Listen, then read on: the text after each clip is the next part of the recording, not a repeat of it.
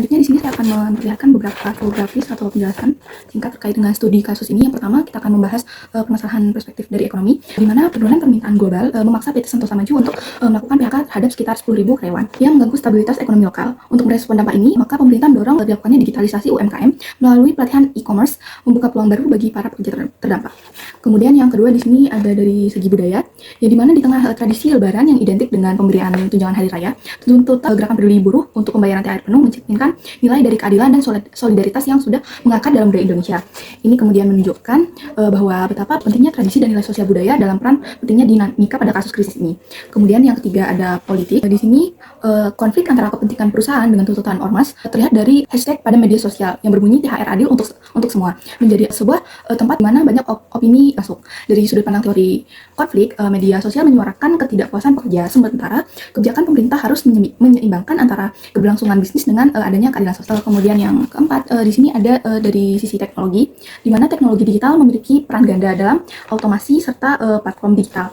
Sesuai dengan teori modernisasi, dapat mendorong transformasi teknologi itu sendiri dapat mendorong transformasi ekonomi jika akses dilakukan secara merata. Namun menurut teknologi dependensi, ketergantungan pada teknologi jika hanya dikuasai oleh beberapa orang saja, maka ini akan menimbulkan potensi penyebar luasan kesenjangan sosial. Kemudian yang kedua, di sini kita akan membahas terkait dengan solusi berbasis teknologi terkait dengan kasus ini. Yang pertama yaitu ada platform digital terbaru. Di sini saya mengusulkan solusi ini karena perancangan platform digital terpadu ini dirancang sebagai ruang untuk pelatihan e-learning, informasi lowongan kerja, dan forum dialog antar pekerja, perusahaan, dan pemerintah.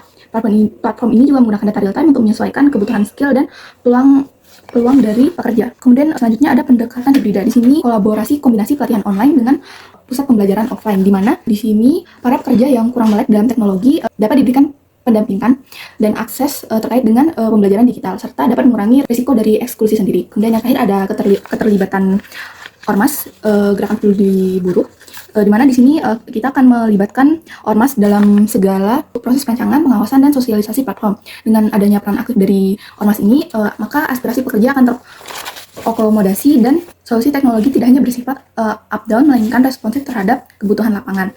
Kemudian yang terakhir di sini refleksi etis terkait dengan kasus ini, di mana hashtag tagar THR adil untuk semua dapat dilihat sebagai sebuah demokrasi suara rakyat, sebuah wujud partisipasi aktif untuk menuntut keadilan.